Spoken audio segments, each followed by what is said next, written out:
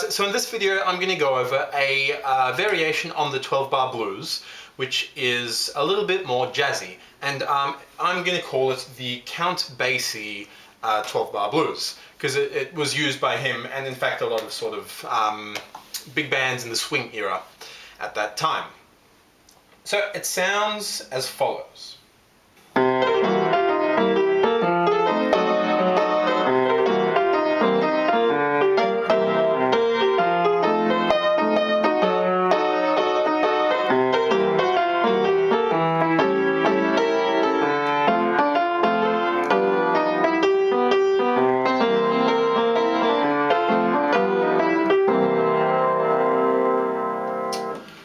Now the chord progression goes as follows. 1 bar of C7, half a bar of F7 followed by half a bar of F sharp full diminished 7, back to 1 full bar of C7, then half a bar of G minor 7 and half a bar of C7. Next we have a full bar of F7, then a full bar of F sharp full diminished 7. So that's F sharp, A, C, E flat. Then a full bar of C7. Then it goes on to a bar of A7 and A7 flat 9, which sounds good. So you can have the B flat on top. Then a full bar of D minor 7, a full bar of G7, and a full bar of C7, followed by a little turnaround that goes half a bar of D minor 7, half a bar of G7. So just running through those chords. So the C major, first bar, is exactly the same. Then you go to the F7 in bar 2, which is similar to the quick change blues that I covered in an earlier variation on 12-bar blues video.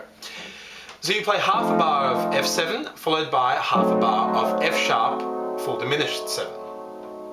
So the reason that works is because effectively only one note changes. Instead of having F7, these 3 notes stay the same, but this one becomes an F sharp. And in the context of an F7, that's effectively like playing an F7 flat 9 chord, because the F sharp is the flat 9.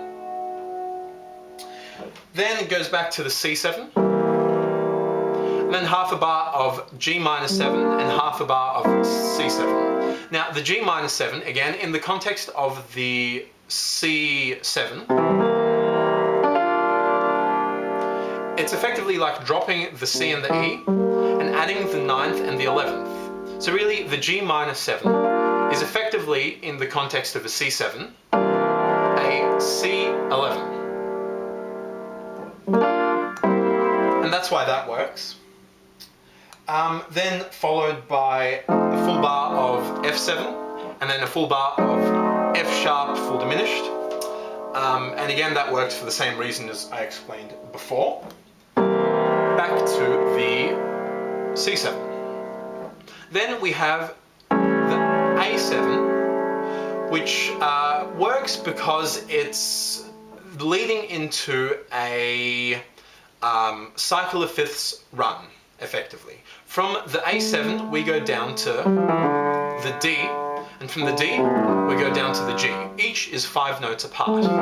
Now if you don't understand the cycle of fifths, check out my lesson on what the cycle of fifths is, because it's quite important and it's used a lot in jazz.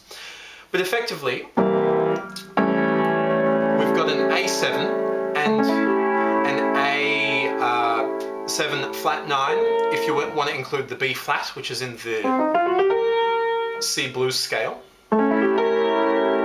That leads down to effectively a 2-5-1. Now again, a 2-5-1 is also just a fragment of the cycle of fifths, effectively, and it's all within the same key. So it's used a lot in jazz, so if you don't understand 2-5-1s, go check out or read up on 2-5-1s, because it literally is used in almost every single jazz song.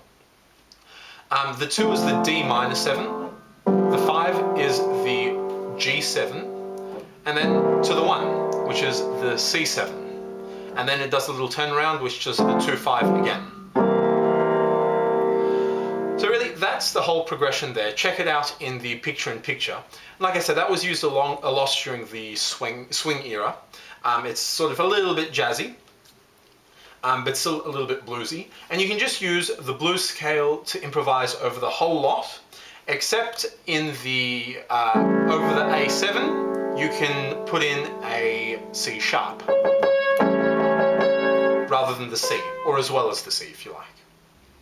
Of course, you can use more complex scale over the chords in that chord progression, but to begin with, there's no reason you can't just use the C blues over the whole lot, because it does fit in relatively nice. Some notes have a bit more tension than others, because it sort of clashes a little bit, but that's fine. It sort of contributes to the whole effect. Otherwise, thanks for checking this out. Feel free to leave any comments or questions. And as always, I'll leave some comments in the description if you want to check that out. Cool. Thanks for watching.